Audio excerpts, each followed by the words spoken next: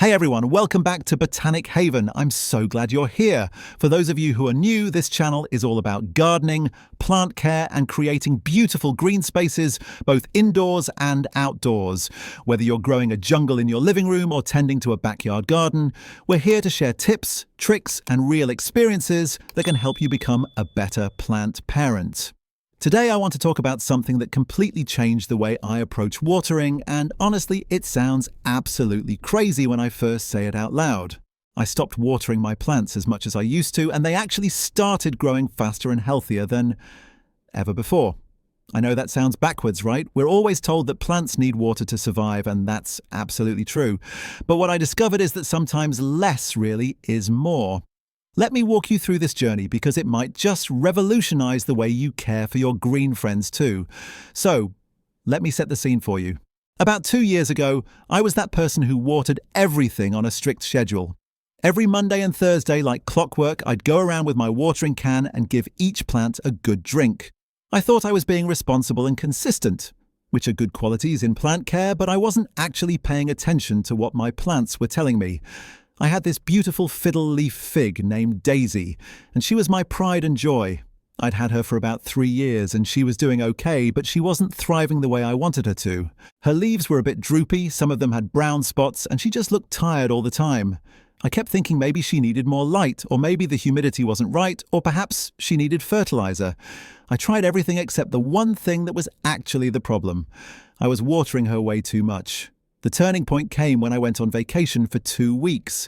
I was so worried about my plants that I almost cancelled the trip. I asked my neighbour to water them once while I was gone, right in the middle of my absence, and I left detailed instructions about how much water each plant should get. When I came back home, I was prepared for the worst. I thought I'd find wilted, sad-looking plants that would take weeks to recover. But when I walked through my door, I couldn't believe what I saw. Daisy looked absolutely incredible. Her leaves were perky and vibrant, standing up straight and proud. The brown spots hadn't spread, and she even had 2 new leaves unfurling at the top. My snake plants looked fuller and more upright. Even my pothos, which had been looking a bit yellow, had brightened up considerably.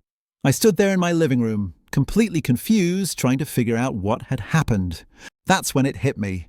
The only thing that had changed was the watering schedule. They'd gotten significantly less water than usual, and they loved it. Now, before we go any further, let me be really clear about something. I'm not saying you should stop watering your plants completely or that all plants need less water. What I discovered is that most of us, myself included, have a tendency to overwater our plants because we love them so much, and we want to take care of them. It comes from a good place, but too much water can actually cause more problems than not enough water in many cases. When soil stays constantly wet, the roots can't breathe properly. Plants don't just absorb water through their roots. Those roots also need to take in oxygen from the air pockets in the soil. When the soil is waterlogged, those air pockets fill up with water and the roots essentially start to suffocate. This can lead to root rot, which is one of the most common reasons houseplants die. The symptoms of overwatering and underwatering can actually look pretty similar at first, which is why so many people end up in this cycle where they see drooping leaves, think the plant needs more water, and make the problem worse. If this guide has helped you, write 1 in the comments. And if not, write 0. This way I'll know which tips are most useful for your garden. I really want to make sure I'm creating content that actually helps you all succeed with your plants, so your feedback means everything to me. Now let me tell you about how I completely changed my watering routine and why it worked so well. The first thing I did was throw out my watering schedule. I know that sounds chaotic, and it felt wrong at first because I'm someone who loves routines and systems, but plants don't actually care what day of the week it is. They care about whether the soil is dry or wet, and that depends on so many factors: the temperature in your home, the humidity levels, how much light the plant is getting, what season it is, what type of pot the plant is in, and what kind of soil you're using. All of these things affect how quickly soil dries out, which means a plant might need water every 5 days, 1 month, and every 10 days the next month. Instead of watering on a schedule, I started checking each plant individually before watering. For most of my plants, I use the finger test, which is exactly what it sounds like. I stick my finger into the soil about 2 inches deep, and if it feels dry at that depth, Then I know it's time to water. If it still feels moist, even a little bit, I wait. For plants in larger pots where my finger can't reach deep enough, I use a wooden chopstick or a moisture meter. The chopstick method is brilliant, by the way, and it's free if you already have chopsticks at home.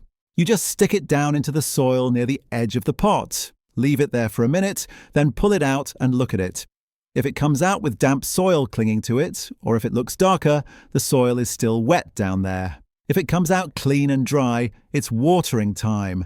This simple change made such a massive difference in the health of my plants, because I was finally giving them water when they actually needed it, not when my calendar told me to. Another thing I learned during this process is that different plants have wildly different water needs, which probably seems obvious when I say it, but it's easy to forget when you're going around with a watering can trying to take care of everything at once. My snake plants and ZZ plants, for example, are succulents that store water in their thick leaves and rhizomes. They can go weeks without water, especially in winter when they're not actively growing. I used to water them every week and I was basically drowning them. Now I only water them when the soil is completely dry all the way through, which might be every 3 weeks or even longer during the colder months. On the other hand, my calatheas and ferns like more consistent moisture. They don't want to sit in soggy soil, but they also don't want to dry out completely between waterings.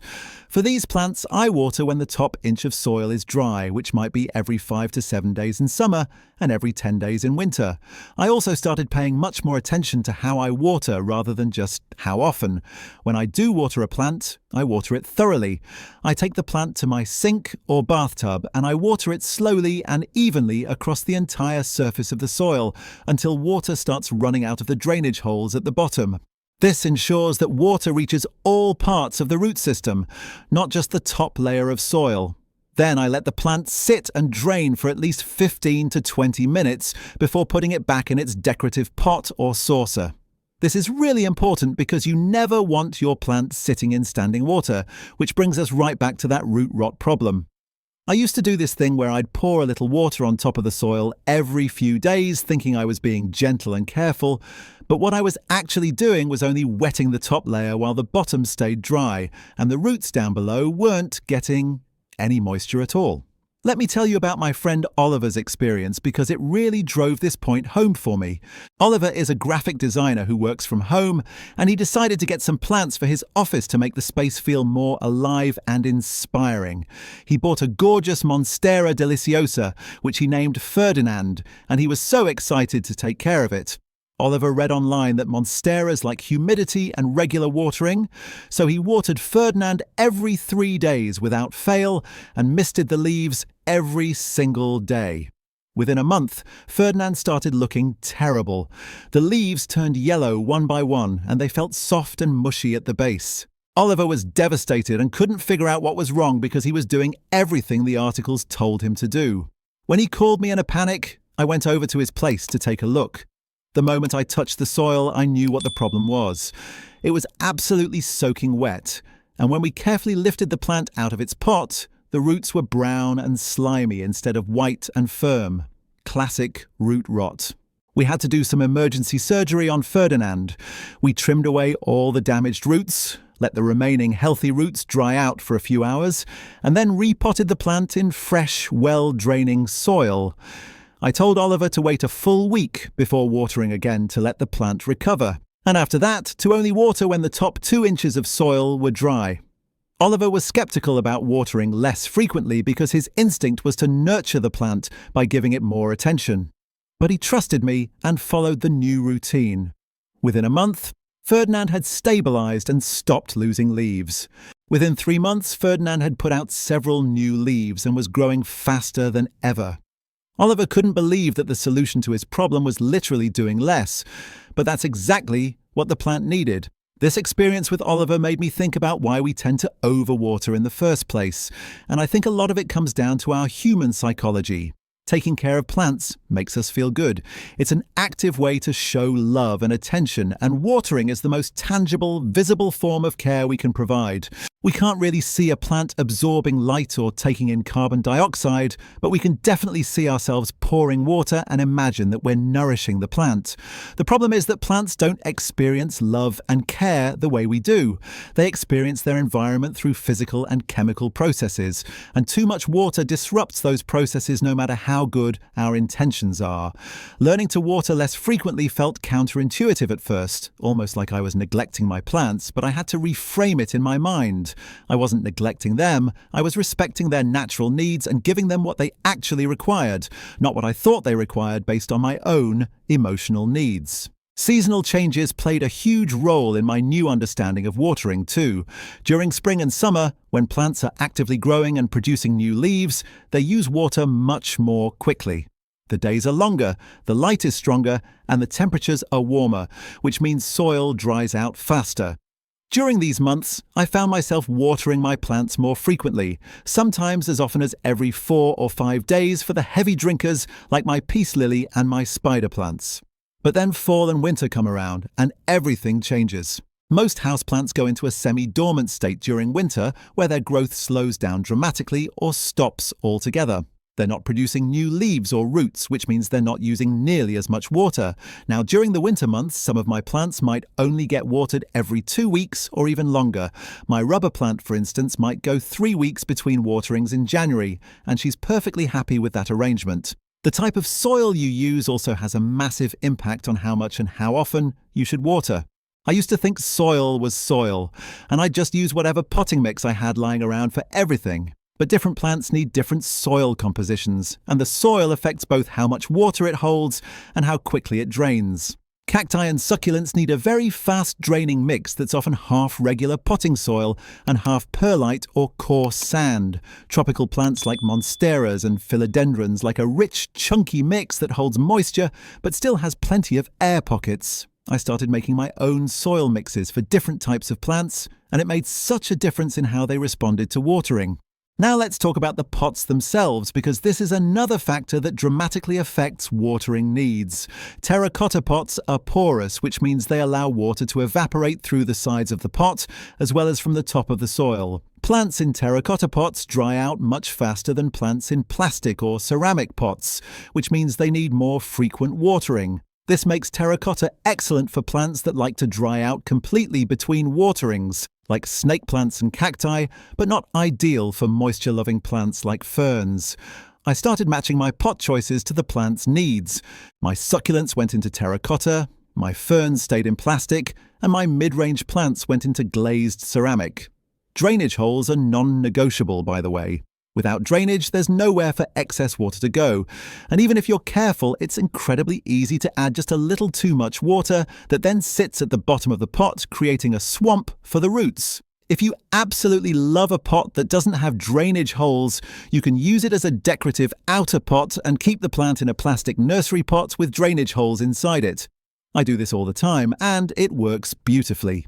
One of my favourite discoveries during this whole journey was the concept of bottom watering. Instead of pouring water on top of the soil, you place the entire pot in a tray or basin of water and let the soil absorb water from the bottom up through the drainage holes.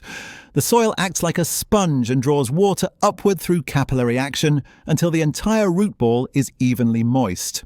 I started using this method for my African violets, which hate getting their leaves wet, and for plants with really compacted soil that tends to repel water from the top. You leave the pot sitting in water for about 15 to 30 minutes, or until you can see the top of the soil is moist. Then you remove it and let it drain. Let me tell you about Rose, another friend of mine who had the opposite problem from Oliver. Rose was so worried about overwatering her plants that she barely watered them at all. She had a collection of pothos plants on shelves around her apartment, and she'd wait until they were completely wilted and drooping before she'd give them water. While plants can often recover from underwatering more easily than overwatering, what Rose didn't realize was that she was stressing her plants out unnecessarily. Every time a plant wilts from lack of water, it's going through a crisis, and repeatedly putting a plant through that stress weakens it over time. We worked together to establish a checking routine. Instead of waiting for visible signs of distress, she started checking the soil moisture every few days using the finger test.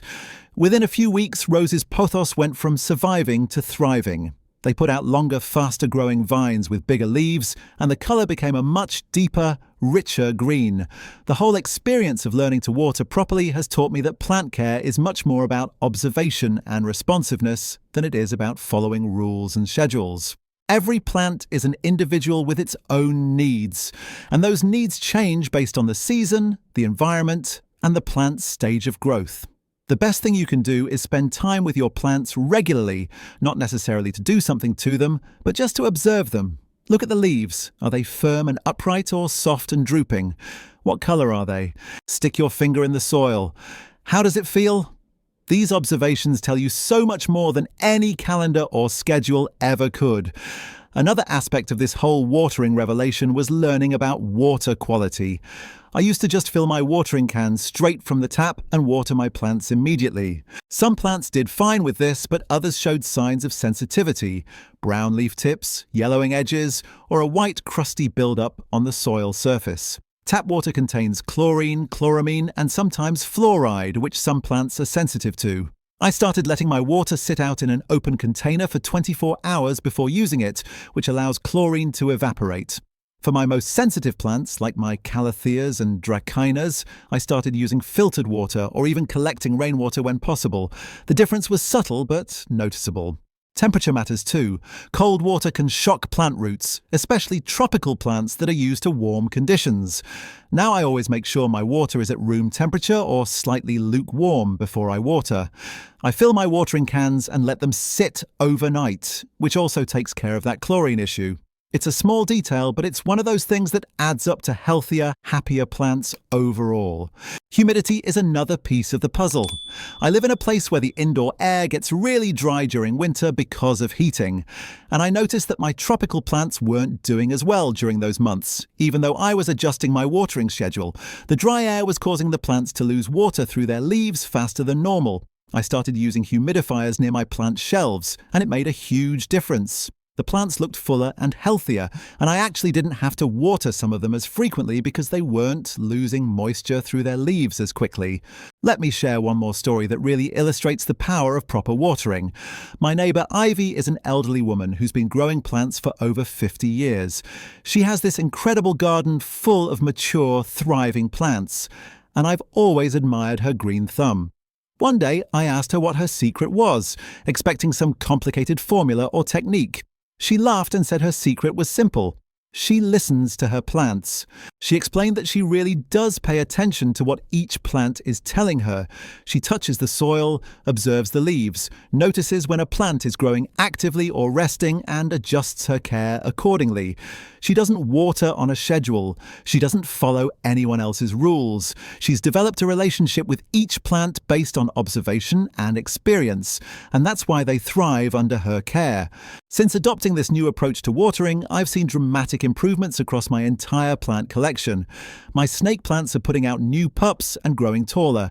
My pothos vines are growing longer with bigger leaves. My philodendrons are pushing out new leaves every few weeks, instead of every few months. The best part is that I'm spending less time worrying about my plants and more time enjoying them. I don't stress about whether today is watering day or if I forgot to water something. I just check in with my plants regularly, give them water when they need it, and trust that less is often more. One unexpected benefit of watering less frequently is that I've had fewer pest problems. Fungus gnats, those annoying little flies that hover around plant soil, thrive in constantly moist conditions. When I was overwatering, I had fungus gnats in several of my pots. Since I started letting soil dry out properly between waterings, the gnat population has plummeted to almost nothing. Similarly, I've had less issues with fungal problems on leaves because the soil surface isn't constantly wet. For anyone reading this who's struggling with their plants or who feels like they're doing everything right but not seeing results, I really encourage you to take a hard look at your watering habits. Chances are, if your plants aren't thriving despite getting adequate light and being in the right temperature range, water is the issue, and more often than not, it's too much water rather than too little. Start checking your soil before you water. Stick your finger in there and really feel what's going on below the surface. Be patient and wait for the soil to dry to the appropriate level for that specific plant. When you do water, water thoroughly and let it drain completely. These simple changes can transform your plant care experience. The journey from scheduled watering to responsive watering has been one of the most valuable learning experiences in my years of growing plants. It's taught me that good plant care isn't about rigidly following rules or doing more to show you care. It's about understanding what your plants actually need, which often means doing less, but doing it more thoughtfully. It's about observation, patience, and being willing to adjust your approach based on what you're seeing. Every plant is different, every home environment is different, and what works for someone else might not work for you. But the principles remain the same. Let the plant and the soil tell you when it's time to water, ensure proper drainage, use appropriate soil, and remember that more isn't always better.